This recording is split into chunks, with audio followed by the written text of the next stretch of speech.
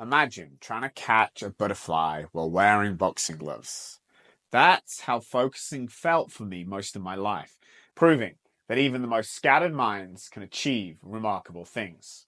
My journey to productivity began with a wake-up call from my mentor. He said, Alex, without a plan for your attention, you're at the mercy of your own psychological needs and others' agendas. His words hit home. He explained that without a structure, I would likely default into one of three behaviors. One, seeking safety, sticking to comfortable but not necessarily productive tasks. Two, chasing instant gratification, doing what feels good in the moment rather than what's important.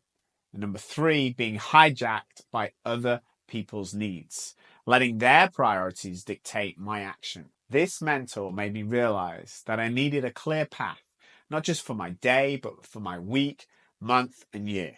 Without it, I was essentially surrendering control of my life to my fears, desires, and whims of those around me. Determined to take control of my life and productivity, I set out to create a system that would work for my unique challenges. What emerged was something I like to call a do system. Over the past 15 years, I've been refining and teaching this system, and it's helped many of my clients transform their productivity. But before I get into details, let me explain what productivity is and why traditional productivity methods often fall short, especially for those of us with ADHD or dyslexia. When most people think of productivity, they imagine a relentless race against the clock, cramming in as many tasks as possible into each day. It's the assembly line approach to human output. But here's the thing, we're not machines. This view of productivity often leads to burnout and stifles our most valuable asset, creativity. In Carl Newport's book, Slow Productivity, Newport argues that true productivity isn't about minutes or seconds, but years and decades. It's about sustained, focused effort over time. Here are two examples from Carl Newport's book, Slow Productivity. First, Charles Darwin. His daily routine might seem leisurely to us. Long walks, correspondence, family time. Yet over decades of focused work, he produced On the Origin of Species, revolutionizing our understanding of life itself. Then there's J.K. Rowling. As a single mother, she wrote the first Harry Potter book in snitches of time at cafes. Day to day, the progress was slow, but her consistent effort created one of the most successful book series in history. These examples show us that real productivity isn't about constant busyness. It's about making space for deep work and creating balance with rest and reflection. In fact, Newport suggests we should aim to do less, not more. This is the heart of what we're aiming for with truly effective productivity systems. We want something that supports sustained, focused effort over time. A system that helps us make the most of our working hours so we can enjoy life, recharge, and ultimately produce better quality work. Now, that is the beauty of this system. It works with your brain, not against it. Now let's talk about focus. In our hyperconnected world, distractions are everywhere, each vying for our attention with the promise of a quick dopamine hit. But true productivity requires sustained focus. So how do we achieve this? The answer lies in a concept I call the flywheel, a powerful tool I've discussed in my earlier podcasts. Think of the wheel as a massive heavy wheel. It's hard to get moving at first, but once it gains momentum, it becomes almost unstoppable. In productivity terms, your flywheel represents the few key areas where you should concentrate your effort. Carl Newport, in his wisdom, points out that truly productive people excel at a small number of important things rather than being mediocre at many. Here's how the flywheel works. Identify your core focus areas. These are the activities that drive the most value in your life and work. Invest consistent effort. Put regular focused energy into these areas. Build momentum. As you make progress, it becomes easier to keep going and achieving more. Resist distractions with clear priorities. It's easy to say no to things that don't align with your goals. The beauty of this system is its versatility. It works for both your personal life and your business, allowing you to juggle multiple goals and outcomes effectively. By concentrating on your flywheel activities, you create a natural defense against the countless distractions of modern life. Instead of continuously seeking quick hits of gratification for social media and other interruptions, you're channeling that energy into meaningful progress. Once you've identified these critical areas, the productivity system we're about to explore will help you plan your day to allocate substantial time to these high impact activities.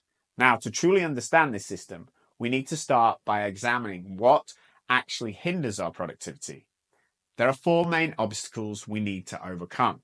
Overwhelming input. In today's world, we're constantly bombarded with interruptions, emails, Slack messages, WhatsApp notifications, and social media alerts. It's all too easy to lose sight of what's truly important.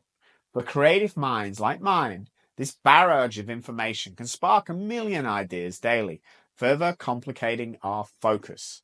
David Allen, the productivity guru behind Getting Things Done, warns that unaddressed inputs create open loops that drain our mental energy and prevent us from being fully present. Number two, lack of clarity. Often our ideas and tasks are vague or incomplete. Imagine jotting down tasks on our to-do list. It seems simple, but it represents a complex set of tasks. Contacting your accountant and gathering receipts, reviewing statements, considering last-minute deductions. This lack of clarity leads to overwhelm and procrastination. 3. Ill-timed reminders. How many times have you remembered an important task while in the shower or stepping into a meeting? We need a system that captures these thoughts when they occur but reminds us at the appropriate times when we can actually act upon them. Number 4, inflexibility. Life is unpredictable. Your productivity system needs to be flexible enough to adapt to sudden changes. For instance, while writing this script, my original plan was actually to edit another podcast, but that was derailed by an internet outage. A good system should allow you for easy pivoting without causing stress. Let's dive into the heart of the productivity system. What I'm about to share is my personal version of David Allen's Getting Things Done methodology.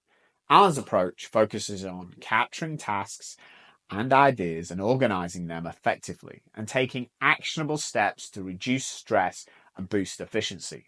I've adopted his tools to suit my own psychology, and I believe it can work wonders for you too. Step 1, the capture list. The foundations of this system is the capture list. Think of it as your brain's external hard drive. This is where you dump all your ideas, tasks, and random thoughts. Here's how it works.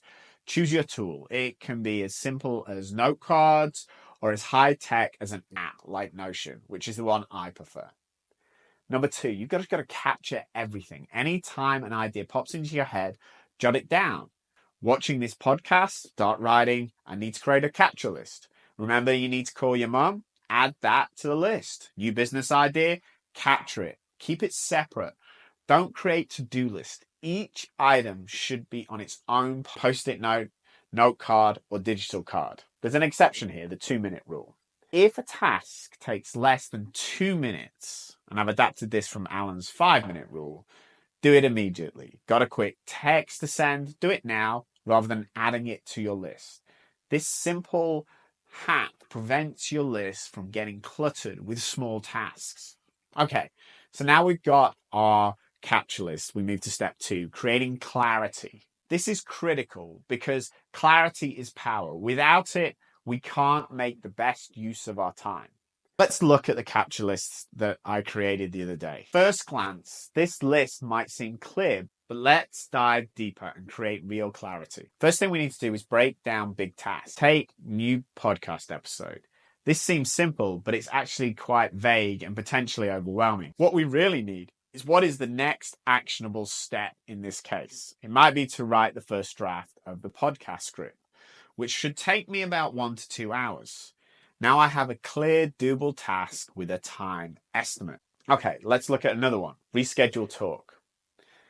Last night, I got an email from the organizers of an event that I'm speaking at telling me the event got pushed back a week. I've put this in here because I want to make sure that any of my clients and followers who bought tickets to the event are aware of it.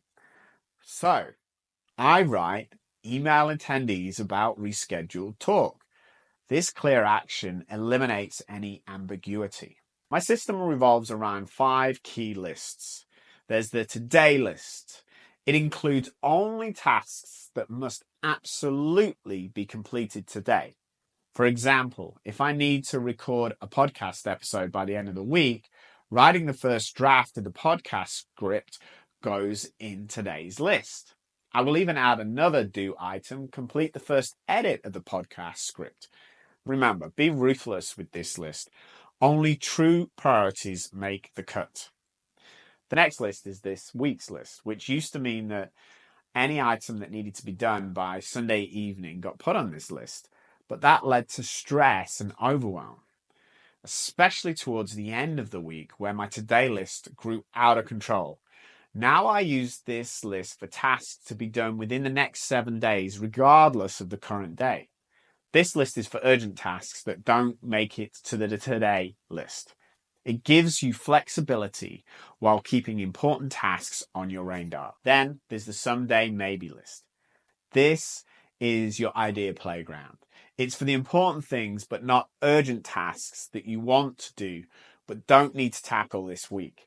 It keeps these ideas alive without cluttering your immediate action lists. Then we have the waiting list. This is to track items that require input from others. Includes things like waiting for client approvals or designer deliverables or an edit from my editor. A regular review of this list ensures nothing falls through the cracks. Another list is the project list. This is your big picture tracker. It's a bird's eye view of your major goals and initiatives. I think of it as a results tracker. For instance, hiring a new accountant isn't just a task, it's a project aimed at running my business more effectively. It goes on this list. Each project on this list has a target completion date.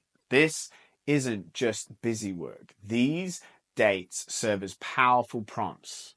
When I review this list daily, it reminds me of the important projects I'm working towards and it helps me prioritize my actions. Here's the key. I ensure that the majority of the projects on this list are directly linked to my flywheel. Remember the flywheel concept we discussed earlier? By aligning my projects with my flywheel activities, I'm constantly building momentum towards my most important goals. This strategic alignment ensures that my day-to-day efforts are always contributing to my long-term success. The project list acts as a bridge between your long-term goals and your daily actions. It ensures that in the midst of day-to-day tasks, you're always making progress on what truly matters. And more importantly, you're focused on the area that will create the most significant impact in your life and work. The real magic of this system, though, lies in the daily review process. Every morning, I spend 5 to 15 minutes going through my Notion dashboard. This is my protocol of success. I clear completed items. I review and adjust what's on the today, this week, and someday maybe lists, depending on my priorities. And I delete outdated tasks. These are tasks that didn't get done and are no longer relevant.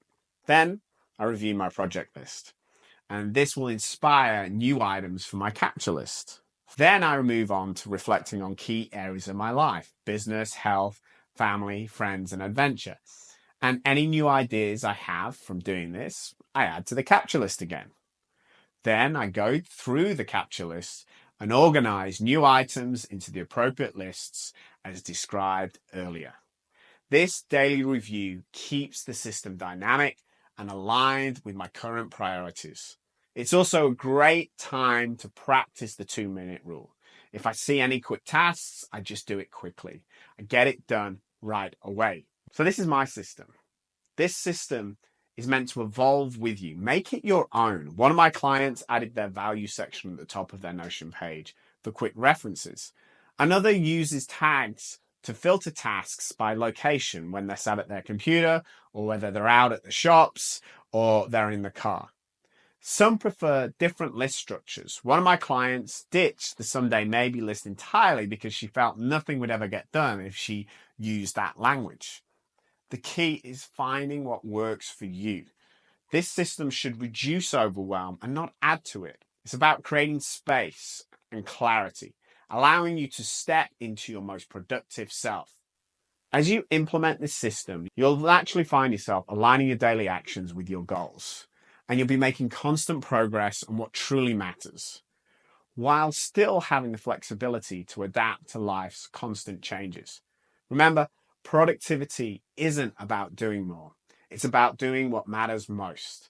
This system is designed to help you do just that. I encourage you to start small. Begin with a capture list and gradually implement the other components as you go. As you get more comfortable, you'll find your own rhythm and style. And if you have any questions, please drop them in the comments below or try our AI coach, which I've trained on this system.